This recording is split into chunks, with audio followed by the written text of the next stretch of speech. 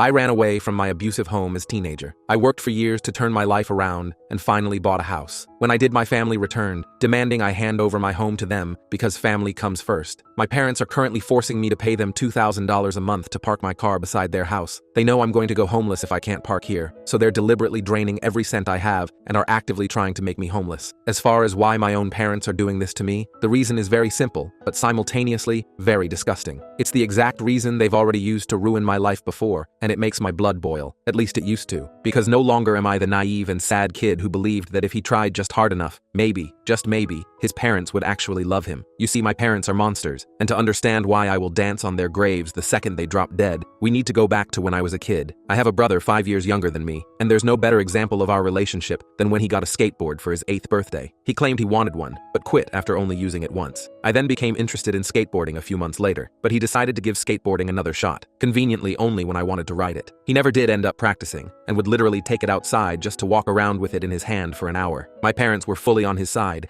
saying that him wanting to use it at the same time as me was not ill will on his part, but just coincidence. That one example perfectly illustrates my childhood. In fact, my parents' favoritism was so bad, my extended family members got involved by accident. My grandmother noticed my bruises and my ragged clothes whenever I came to visit her, all whilst my brother wore designer by 10 and had not a scratch on him. My grandmother was badass, and I remember she slapped my dad because of his favoritism, warning him that she'd whip them into shape herself if he didn't cut it out. Things were better after that, until 3 months later when my dad conveniently got a job opportunity he couldn't pass up, halfway across the country. When that happened, I started lashing out. I began yelling at my parents that I hated them, that I wished they and my brother were dead. My mom slapped me and told me to apologize to him for speaking about him like that. I was furious, and later that same day, I did the thing that started this whole mess. My brother was on the phone with Grandma, lying through his teeth about how I, yes me, was doing so better, and I just started yelling, "Grandma, he's lying, don't listen to him please, they're still hitting." Click. My brother hung up the phone and went to tell my parents. He lied, and even told them I tried to wrestle the phone out of his hand. That night, my mom and dad laid hands on me like never before. I was used to a bruise here or there,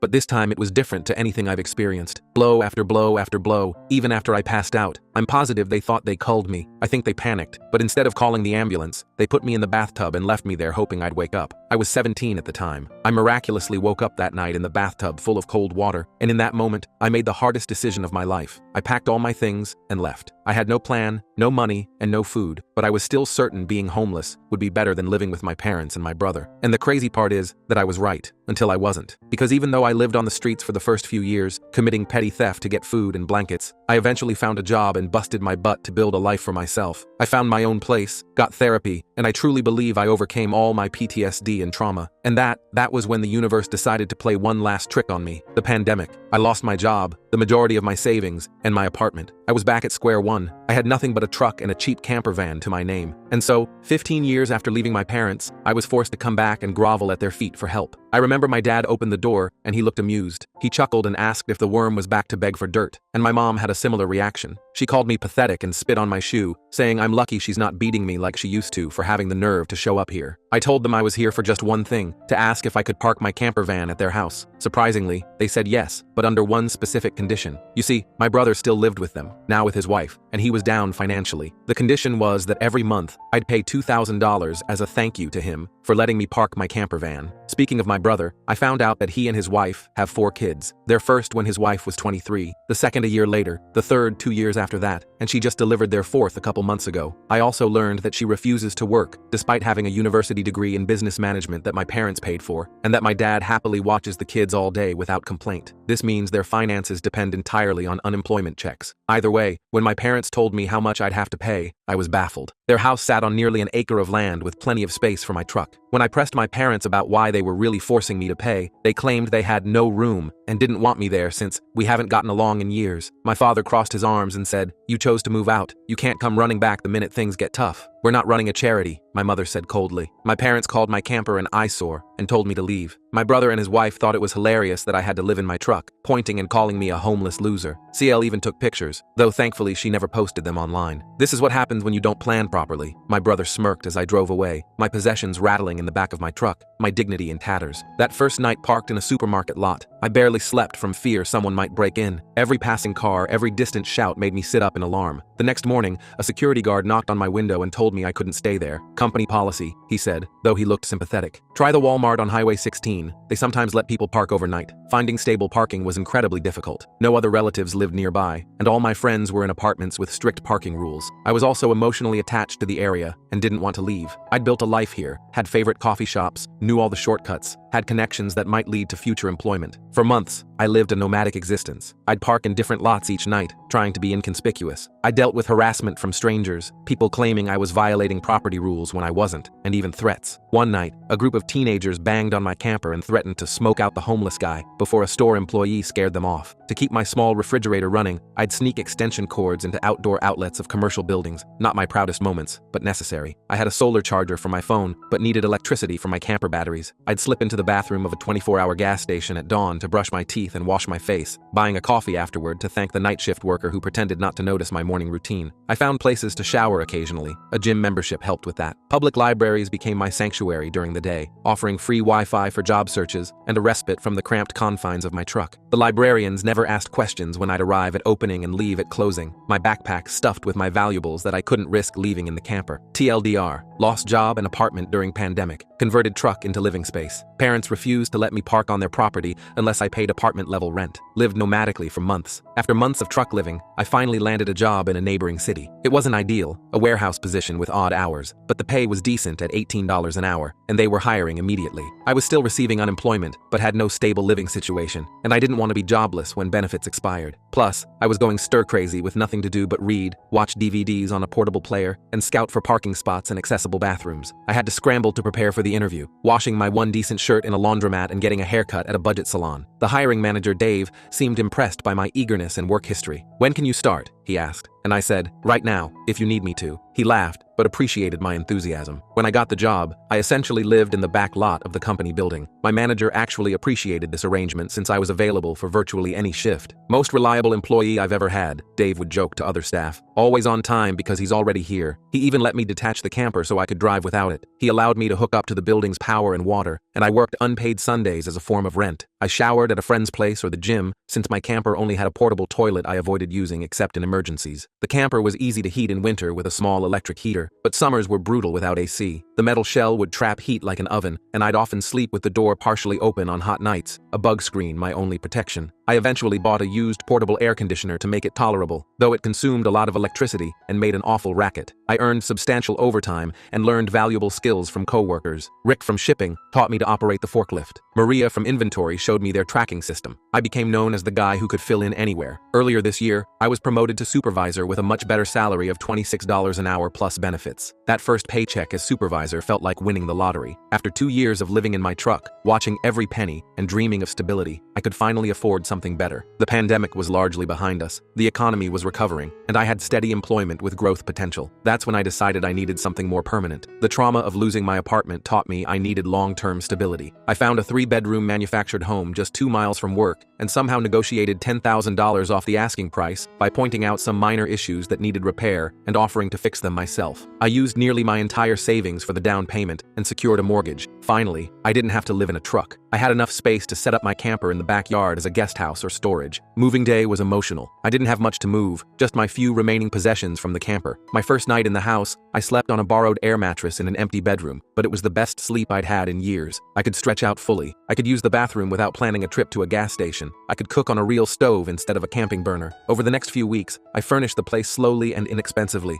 Thrift store finds, clearance items, and a few pieces from online marketplaces. Each addition made it feel more like home. A comfortable couch, a small dining table with 4 chairs, a decent bed, simple bookshelves for the few books I'd kept. Nothing fancy, but everything was mine, paid for, and not at risk of being taken away. TLDR, after months of homelessness, got a warehouse job that let me park on company property, worked my way up to supervisor, saved money, and finally bought a modest manufactured home. After settling in, I proudly posted about my new home on Facebook. Nothing fancy, just a simple post. After 2 years of living in my truck camper, I finally have a real home again. Hard work and perseverance paid off. I included a few photos of the exterior and my sparsely furnished living room. The post got lots of supportive comments and congratulations. Big mistake. A few weeks later, my parents, my brother, and his family showed up completely unannounced. I never gave them my address, so they must have either stalked me or gotten it from someone else. I suspect my cousin inadvertently leaked it when he asked for my address to send a housewarming gift. It was a Sunday afternoon, and I was enjoying the simple pleasure of watching a football game on my newly purchased secondhand TV when the doorbell rang repeatedly. Opening the door revealed my entire family standing there, with forced smiles that didn't reach their eyes. "Surprise!" my mother exclaimed with false cheerfulness. "We thought we'd come see your new place." Before I could even respond, they pushed past me and entered my home without being invited. My father grunted a greeting as he passed, while my brother's children immediately scattered throughout the house, their shoes still on, tracking dirt across my clean floors. They barged in like they owned the place and started exploring every room. My sister-in-law kept flashing this creepy smirk that I later understood all too well. She ran her fingers along my kitchen countertop and commented, "Not bad quality for such a cheap place," her tone dripping with condescension. My parents kept commenting on how I had too much space for someone with no family, while my brother remarked how it was larger than our parents' house and closer to his job. "How convenient," he said, measuring the living room with his eyes. "This is nearly twice the size of our living space at Mom and Dad's." Red flags everywhere. "This second bedroom would be perfect for the boys," Syl said loudly while peeking into one of my spare rooms. "And the master has enough space for our king bed." I frowned, confused by her comments. "Who wants lemonade?" I asked, trying to redirect everyone to the kitchen, where I could at least contain the chaos. My brother's youngest was already pulling books from my shelf and dropping them on the floor. Eventually, my brother asked to speak with me privately. Everyone else immediately left the room. Clearly, they'd planned this. My brother, let's call him Trevor, said the house was too much for just me and that I should let his family move in because SIL was pregnant with their fourth child and my place was closer to her job. He suggested I could live in my camper outside while they took over the main house. "Look," Trevor began with practiced casualness, "I've been thinking, this place is really too big for just one person, especially someone with no real family obligations." He emphasized the word real, as if my existence alone wasn't legitimate. CL and I have been struggling with space at Mom and Dad's, and with the new baby coming, it's only getting worse. I started to respond, but he raised his hand to stop me. "Just hear me out. Your camper is perfectly fine. You lived in it for 2 years, right? It would make so much more sense for us to use this house, and you could park your camper in the backyard. It's a win-win." Trevor never mentioned paying rent. He started listing changes, rules, and even curfews, as if I wouldn't be allowed to enter my own house without notice. We'd need to redecorate, of course. SEL has a whole Pinterest board ready, and we'd need you to give us advance notice before coming inside, maybe text us an hour before. The kids get anxious around unexpected visitors. If it weren't my brother, I'd think the person had lost his mind, but Trevor was spoiled rotten by our parents his whole life. Nothing in his experience had ever taught him that he couldn't have whatever he wanted, especially if it belonged to me. I tried responding, but he kept talking over me as if my opinion didn't matter. "The older boys will need their own bedroom. They're at that age where they need privacy. Syl and I will take the master, obviously, and we'll use the third bedroom for the baby and our youngest. We'll need to replace this flooring soon. It's not really child-friendly. Oh, and we'll need a fence installed for the kids' safety." He continued rambling about paint colors and furniture placement, while I stood there in stunned silence. There was absolutely no way I would rent my house to him or his obnoxious SIL. I've seen similar situations in online videos, but never imagined experiencing it myself. I discreetly started recording on my phone. Trevor didn't notice or care and continued ranting about why he deserved my house, then extended his hand like we had an agreement. "So, when can we start moving in? This weekend would be ideal. CL already gave notice at work since this place is too far from her current position." That's when I finally found my backbone and shouted, "Hell no!" Trevor stumbled backward in shock. I'd rarely raised my voice to him because our parents always punished me for it. But this was my house, not theirs. I stood up and told him my property wasn't available for takeover, and it wasn't my fault he kept having kids and couldn't afford to move out of our parents' place. "Are you serious right now?" I continued. "You show up unannounced, barge into my home that I worked years to afford, and then suggest I should just hand it over to you and live in my truck again? Have you completely lost your mind?" Trevor got right in my face and said I didn't deserve the house, and he needed a better place for his family. "You don't understand what it's like to have real responsibilities," he hissed. "You've only ever had to think about yourself. Meanwhile, we're raising 4 children in a cramped space with no privacy." I laughed and said that was complete nonsense. I worked hard for this house. I lived in a truck for 2 years. I worked overtime every week, saved every penny, and finally bought this place with my own money. "Your lack of planning doesn't constitute an emergency on my part." He started yelling that I had no spouse or children, so I didn't need the space. "What do you even need 3 bedrooms for? To store your comic books? We have actual human beings who need rooms." I pointed out he never even offered rent, meaning I'd be covering the entire mortgage without being allowed to live in my own home. "So you expect me to pay for this house while living in my camper, while you and your family live here for free? That's beyond entitled. It's delusional." He yelled that he shouldn't have to pay rent because family comes first,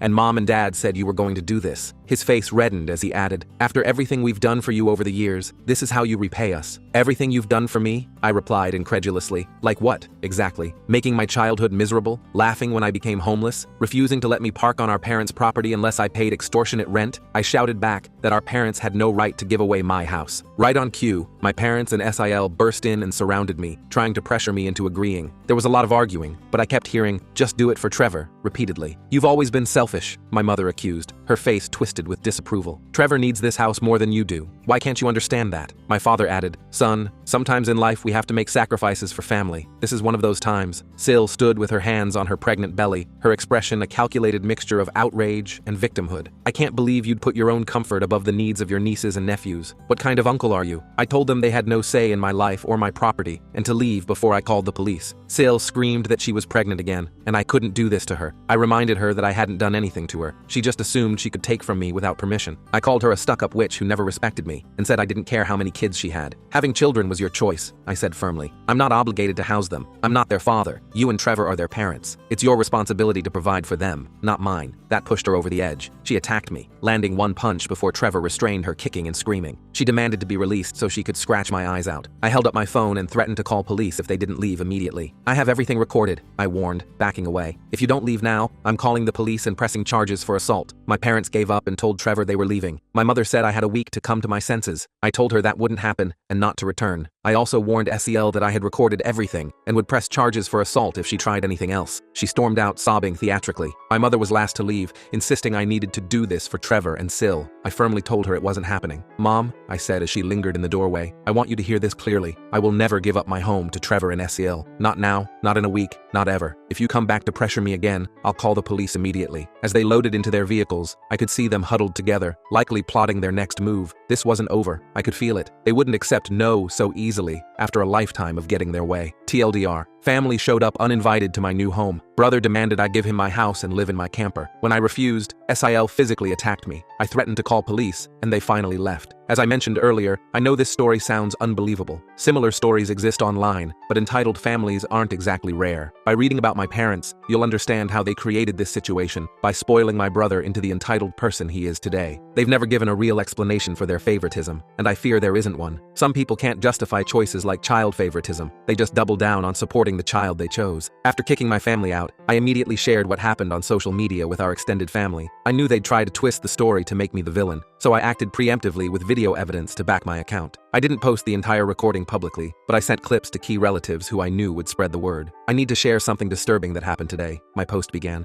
"My brother and his family showed up unannounced at my new home and demanded I give it to them while I live in my camper outside. When I refused, SIL physically attacked me. I have video evidence of their behavior that I'm willing to share privately. I included a short clip of SIL's attack and my brother insisting I should give them my house. This worked brilliantly. Many relatives took my side immediately. My cousin Melissa called within minutes of my post. "I always knew there was something wrong with how they treated you," she said. "This is beyond belief." My Uncle Jack commented publicly, "This is disgraceful behavior. My brother's name. You should be ashamed of yourself." My parents, my brother, and SEL had a few supporters, but not many. My mother's sister thought I was being uncharitable and should find it in my heart to help family. My father's brother suggested a compromise where I could rent the house to my brother while I found another place, but most already knew how entitled they were. My grandmother called me in tears. "I'm so sorry," she said. "I always suspected they weren't treating you right, but I had no idea it was this bad. You don't owe them anything." Someone called me ranting that I was a horrible sibling who needed to make way for a real family. I hung up and blocked the number. Later, I discovered it was one of my mother's friends who had only heard their distorted version of events. A week later, my parents and Trevor showed up at my doorstep as threatened. They rang incessantly and pounded on the door until I answered through a crack, protected by security chains I'd installed. They tried forcing their way in, but I warned them I was recording and would call police if they attempted entry again. "This is harassment," I said loudly, making sure my phone captured everything. "You were told not to return. If you don't leave immediately, I'm calling the police." My mother switched to her sickeningly sweet tone and asked if I was ready to let Trevor move in. "Honey, we're just trying to find a solution that works for everyone. Trevor's family really needs this space, and you're all alone here." I told them all to get lost and never return. She started crying and asked why I couldn't just do this for Trevor because he's my beloved brother. I laughed and said I didn't love him as a brother because he'd mistreated me for years with their encouragement. I told them they were terrible parents and he was a terrible brother and to leave before I called the police. "You don't mean that," my mother gasped, clutching her chest dramatically. "We've always tried to be good parents to you." "No, you haven't," I replied firmly. "You've always favored Trevor, and you know it. You let him abuse me growing up. You didn't care when I became homeless, and now you want to take away the home I earned through my own hard work. What kind of parents does that make you?" Trevor tried to interject, but I cut him off. And you were a horrible brother. You broke my things, you flirted with my girlfriend until she left me, you laughed when I lost my apartment. Why would I ever want to help you? Surprisingly, they left relatively easily, which should have been a warning sign. I thought the nightmare was over, but I was wrong. I returned home Friday evening to find a moving truck and Trevor's minivan in my driveway. They were moving their belongings into my house. Two men, friends of my father I assumed, were carrying a sofa toward my front door, which stood wide open. Boxes labeled kitchen and kids' room were stacked on my porch. Trevor just waved with a smug grin when he saw me. My heart raced as I slammed on the brakes and leaped from my truck. "What the hell do you think you're doing?" I shouted, rushing toward the movers. "Stop right now! This is my house, and I haven't given anyone permission to move in." I demanded they stop, but SIL smugly said they were moving in regardless. With a condescending head tilt and puckered lips, she said, "It's okay, because your mommy allowed it. You should always listen to what your mommy tells you." "My mother has no authority over my property," I replied, trying to keep my voice steady despite my rage. "This is breaking and entering. You need to leave immediately." Sale laughed and signaled to the movers to continue. "We're family, so it's not breaking and entering. Besides, your parents said it was fine." Seething with rage, I locked myself in my truck and called the police. When they realized what I was doing, Sil pounded on my window, screaming that I couldn't do this because she and Trevor needed the house. She wailed, "Why can't you just do this for Trevor?" I shouted back, "Fuck Trevor, it's my house, not his." She threatened to key my truck unless I stopped calling, which the 911 operator heard through my partially open window. I warned her I'd sue if she damaged my vehicle, and she retreated. "911, what's your emergency?" the operator asked. "My brother and his family are breaking into my house and moving their belongings in without my permission," I explained, my voice shaking with anger. "I need police here immediately. They've broken in and are refusing to leave." "Are they armed or threatening you?" the operator asked. "My sister-in-law just threatened to vandalize my vehicle if I don't let them stay," I replied. "She's extremely aggressive and has assaulted me before." When police arrived, Trevor, SIL, and their kids had locked themselves inside my house. I explained the situation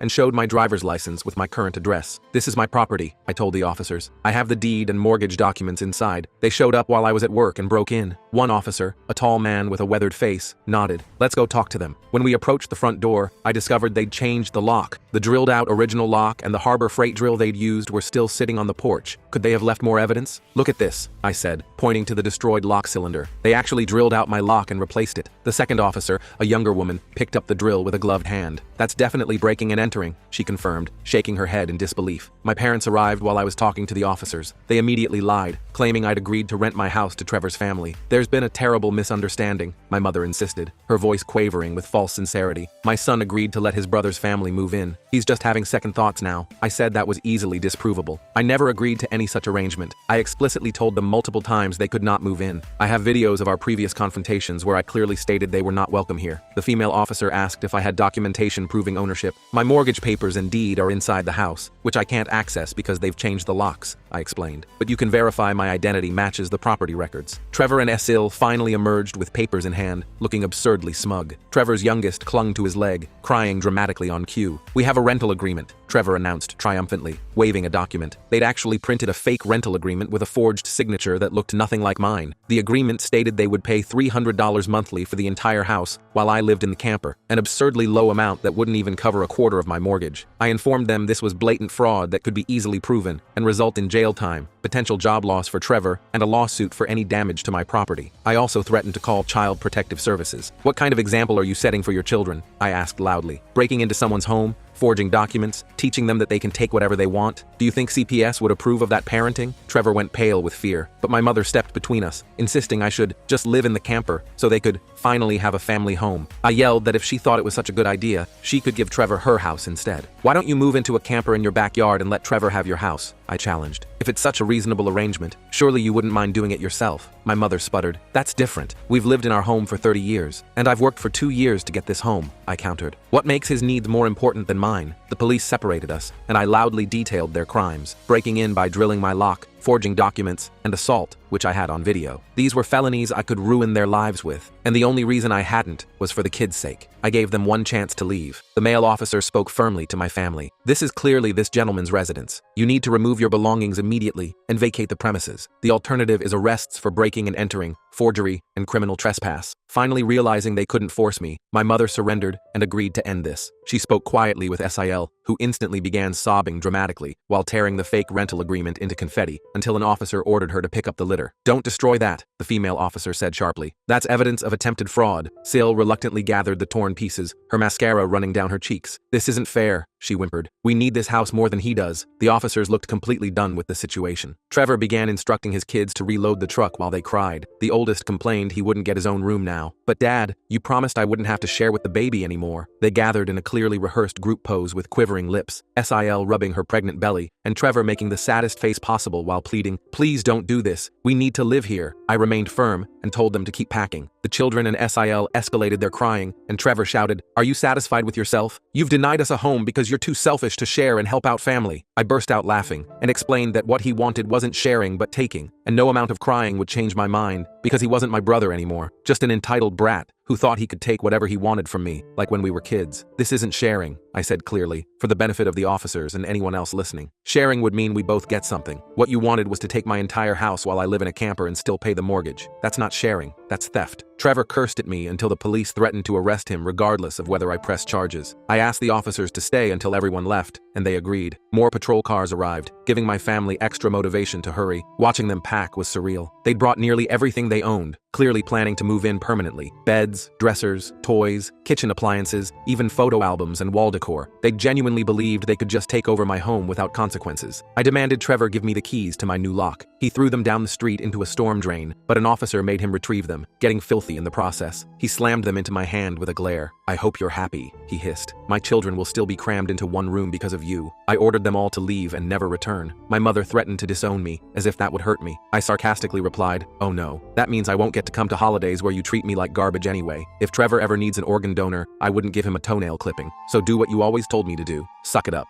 My parents looked stunned, with the officers visibly judging them. If you want to expose toxic parents, confront them in front of law enforcement when they can't retaliate. My mother sobbed while walking away. My father looked like he wanted to hit me, and Trevor just held his defeated children. Sil was having a tantrum on my front lawn. "This isn't over," she shrieked, stomping her foot like a toddler. "You can't keep doing this to us." "I haven't done anything to you," I replied calmly. "You've done this to yourselves." They quickly loaded everything back into the truck. Throughout the process, my mother kept trying to negotiate, saying Trevor could pay rent, or I could move back with them while Trevor rented my house. I told her to shut up and keep packing because I wanted nothing to do with any of them after how they treated me growing up. Before they left, I unleashed years of bottled frustration, calling out everything they'd done to me while the officers witnessed. I highlighted how they wouldn't even let me park my camper when I was homeless, but now wanted to kick me out of my own house so Trevor could live rent-free. The officers' expressions grew increasingly judgmental. "When I was living in my truck and asked to park on your property, you demanded $850 a month," I reminded them. "You called my camper an eyesore and laughed at my situation, but now you think I should give up my entire house and still live in that same camper? The hypocrisy is astounding." I publicly demanded to know what I'd ever done besides being born to deserve such treatment, why they wanted to snatch my success away the moment I achieved it. I told them I owed them nothing and would never ask anything from them again, since I was clearly just a doormat or cash cow in their eyes. "What did I ever do to make you hate me so much?" I asked, my voice breaking slightly. "Why has it always been about Trevor and never about me? Why, the moment I finally have something good in my life, do you try to take it away?" My father turned red with embarrassment rather than anger, and my mother sobbed that she was a horrible person. I bluntly agreed. They all were. I accused them of being terrible people who would go to hell for their actions. Had I confronted them privately, they would have denied everything and blamed me, but their facade had finally crumbled. As their vehicles disappeared down the street, the female officer approached me. "I've been on the job 15 years, she said quietly, "and I've never seen anything quite like this. You might want to consider a restraining order." After they left, I immediately posted the whole incident online. My parents were too embarrassed to defend themselves this time. While family opinion had been somewhat divided before, now almost everyone sided with me. Those who didn't simply remained neutral. No one believed the "we did it for Trevor" excuse anymore. My Aunt Laura, who had initially supported them, called to apologize. "I had no idea it was this bad," she admitted. "I'm so sorry I didn't believe you before." Surprisingly, neither my brother nor Sil blocked me on social media. Sil delivered her fourth baby in November, and they're still living with my parents. She posts passive-aggressive complaints about not having enough space every few weeks, obviously trying to guilt me. One particularly pointed post read, "Some people have 3-bedroom houses all to themselves, while families of 6 are crammed into tiny spaces. Funny how selfish the world has become." No one engaged with it except to ask why she didn't get her own place. I'm sure my parents are going crazy with 3 rowdy kids, an unstable Sil, my entitled brother, and a newborn, all under one roof. Maybe they should move into a camper in their backyard and let Trevor take over their house. They could do that for Trevor. TLDR, I shared what happened with extended family. A week later, my family tried again to take my house. When I wasn't home, they broke in, changed locks, and moved their stuff in. Police made them leave. Almost all relatives now support me. For those asking about security cameras, I'll install them when I can afford it. I'm still recovering financially from buying the house last year. I did replace all the locks with higher security versions that can't be easily drilled out. I also reinforced the door frames and added those security bars that brace against the floor. It's not a perfect solution, but it's better than nothing until I can afford a proper security system. Many of you suggested I should have had my brother and SIL arrested. The only reason I didn't was because their children need them, and Trevor would likely lose his job, leaving the family without income. SIL has a newborn baby. Neither belongs in jail, but that doesn't mean they escaped consequences. The police filed reports about the incident, and I obtained copies for my records. If they try anything similar again, those reports will establish a pattern of behavior that would make criminal charges much more likely to stick. Sometimes the threat of consequences is more effective than actually imposing them, especially when innocent children would suffer. After my social media posts about the incident, my SIL continued making passive-aggressive posts about needing more space. Another sleepless night with the baby in our tiny room, one read. If only someone in our family had extra space they weren't using. The comments were turned off on these posts, probably because people had started calling her out. I invited extended family to a Christmas Eve party at my new house. My parents weren't invited. I sent formal invitations to make it clear exactly who was welcome. My grandmother, several aunts and uncles, and multiple cousins all accepted. It felt good to finally host something in my own home after years of being a guest in others' houses. I spent days preparing, cleaning every corner, decorating with budget-friendly items, planning a simple but delicious menu. I wanted everything to be perfect for my first family gathering as a host. The morning of the party, I woke early to prepare the food and make final arrangements. The party was going wonderfully until, 2 hours in, my parents, my brother and SEL walked in uninvited with fake smiles, carrying gifts. They didn't even knock, just entered as if they belonged there. "Merry Christmas," my mother announced cheerfully, as if nothing had happened. "We brought some appetizers and presents for everyone." The room fell silent. My grandmother, who had been telling a story, stopped mid-sentence. My cousin nearly choked on his eggnog. I immediately told them to leave, but before I could say more, my uncle, my mother's brother, stood up and shouted that they didn't deserve to be in my home after what they'd done. "Have you no shame?" he demanded. "After trying to steal his house, you think you can just walk in here like nothing happened?" Several relatives backed him up. "You weren't invited for a reason," my cousin Melissa added firmly. "This is incredibly inappropriate." My grandparents intervened, telling my parents that if they wanted to reconcile, it was far too soon. They expressed their disappointment and said my parents needed to treat me like an actual son if they ever wanted a relationship again. They told Trevor and Esil to stop the nonsense about my house. It would never become their home. "I've been quiet about this for too long," my grandmother said, her voice quavering with emotion. "You've always favored Trevor, and I've watched how it's hurt this boy his entire life. What you tried to do with his house was the last straw. You should be ashamed of yourselves." Sil threw another tantrum, crying that she should be living here instead of me, since she had 4 children needing space while I had no family. I couldn't resist pointing out that she was a terrible mother who let my dad handle most childcare while she drank, played on her phone, or spent Trevor's money. I even joked her baby would get drunk from breast milk, which admittedly went too far. "I apologize for that comment," I said immediately, noticing the shocked expressions. "That was inappropriate, but everything else I said is true. Dad watches your kids more than you do, Esil. Everyone knows it." Trevor's 7-year-old son started kicking and screaming at me, saying his dad told him I was the bad guy who made him cry and wouldn't let them live here. "You're mean," he shouted, his little face red with anger. "Dad says you have too much house and don't need it." Trevor pulled him away, but the rest of my relatives joined in with a family intervention against them. My Aunt Carol, usually the peacekeeper, spoke up.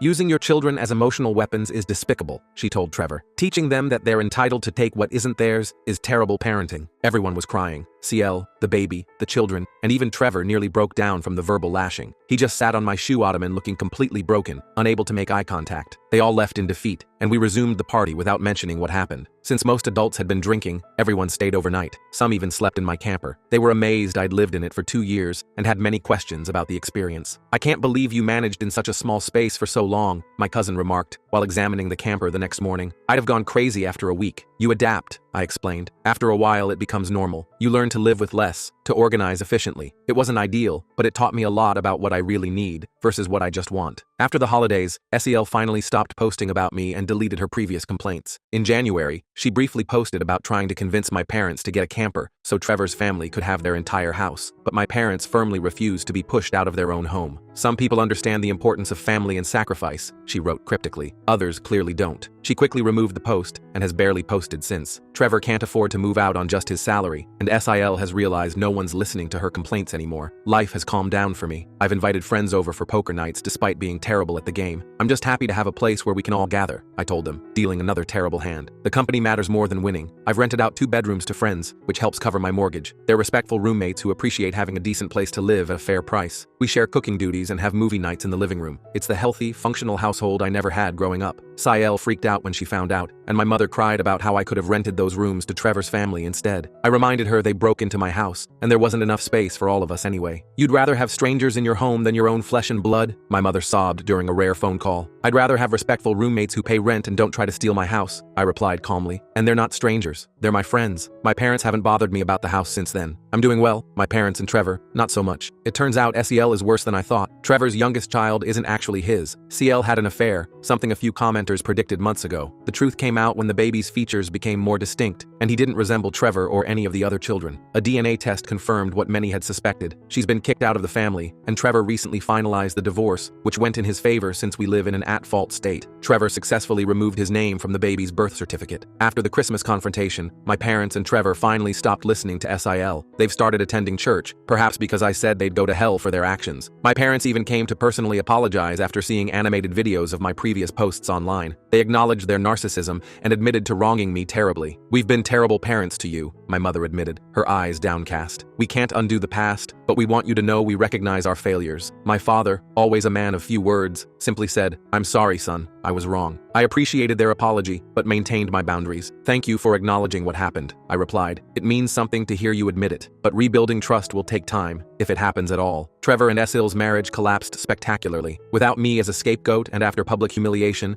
Esil's toxic behavior became obvious even to my family. She kept pushing for my parents to buy a camper so she could have their house, refusing to stop despite repeated rejections. "We're not leaving our home," my father finally told her firmly. "Not now, not ever. You need to find your own place or make peace with the current arrangement." When Esil didn't get her way, she took her baby and disappeared for days. When she returned, she was more bitter because nobody had caved to her demands while she was gone. She refused to attend church with the rest of them. "Why should I pretend to be religious when God clearly doesn't care about my situation?" she reportedly said. "If he did, we'd have our own house by now." Trevor eventually confronted SEL with DNA test results in front of our parents. The evidence against her was overwhelming. My parents demanded she leave immediately, and she went berserk, physically attacking everyone. Police were called, and SIL was arrested after scratching Trevor and our father, and even hitting her eldest child who tried to intervene. "You're all against me!" she screamed as officers restrained her. "None of you ever wanted me in this family." Sael later showed up at my house, ranting incoherently about how I'd ruined her life by posting on Reddit. She claimed mothers with young children are sacred, and giving up my house shouldn't have been too much to ask. She tried to shove me and cover my mouth, but I warned her about my doorbell camera and threatened to call police. I verbally demolished her until she retreated, telling her to stop blaming me for her own actions. "Your problems are entirely of your own making," I told her as she backed toward her car. "Your affair, your entitlement, your terrible attitude, those are all your choices. I didn't make you do any of those things." I finally filed a police report about her harassment and assaults and obtained a restraining order, which was easily granted given her unstable behavior. Trevor went through a quick divorce, with SIL's affair partner even showing up to testify for her, claiming she sought comfort with him because Trevor was incompetent. The judge shut him down, calling him a hypocrite for claiming responsibility while asking for Trevor's money. "Sir," the judge reportedly said, "you participated in destroying this family, and now you want to avoid financial responsibility? The court doesn't look kindly on such blatant self-interest." Sael ended up with partial custody, but rarely sees her children. Trevor hit the bottle hard after discovering the betrayal and showed up at my place one night looking destroyed. Despite everything, he's still my sibling, and I couldn't let him drive drunk. We spent the night playing Uno and Battleship in my camper while he processed his grief. "I don't know how I didn't see it," Trevor kept saying, shuffling the cards with trembling hands. "All the signs were there. Sometimes we don't see what we don't want to see," I replied. "You trusted her. That's not a character flaw." As dawn broke, Trevor looked at me with red-rimmed eyes. "I never thanked you for not pressing charges when we tried to take your house. You could have ruined my life, but you didn't." I shrugged. "I did it for your kids, not for you." A month later, Trevor asked to borrow my camper. He'd given up his bedroom so his 8-year-old son could finally have his own space. I agreed since it was for the children's sake. I set up the camper in my parents' backyard, and though I miss it, helping my nieces and nephew feels right. right. I made Trevor agree on video to be responsible for any damage or maintenance. I promise I'll take good care of it, Trevor said solemnly in the recording, and I'll return it whenever you ask. I'm trusting you with something important to me, I replied. Don't make me regret it. Trevor now lives in the camper and seems okay with it. It's actually kind of peaceful, he admitted during a rare phone conversation. No one bothers me out here. Extended family call me the good sibling Trevor doesn't deserve. Getting rid of SIL was the first step in healing our family. While I still have little affection for my parents and Trevor after a lifetime of mistreatment, I won't let the children suffer. They've warmed up to me since SIL left, and I'm finally enjoying being an uncle. My mother handles most childcare and tries to stay on my good side. My father remains quiet around me, but is no longer hostile. I'm maintaining healthy boundaries while moving forward. Life continues to improve. I might start dating again soon. I'm not getting any younger. My roommates have become good friends, and we've established a comfortable routine in our shared home. I've even started a small garden in the backyard, something I've always wanted but never had space for while living in apartments or my truck. The camper sits in my parents' yard now, though I miss it sometimes after living in it for 2 years. It represented both my lowest point and my resilience, a reminder that I survived when everything was taken from me. Perhaps someday, I'll actually use it for proper camping, something my parents never allowed when I was growing up. Maybe next summer we could take the kids camping, I suggested to Trevor recently. Show them how to fish and build a campfire. Trevor seemed surprised by the offer but nodded. They'd like that, especially after everything they've been through. My parents, my brother, and the kids are staying clear of me, returning to acting like I don't exist, which is fine by me. If anything significant happens again, I'll update. But for now, I'm enjoying my hard-earned peace.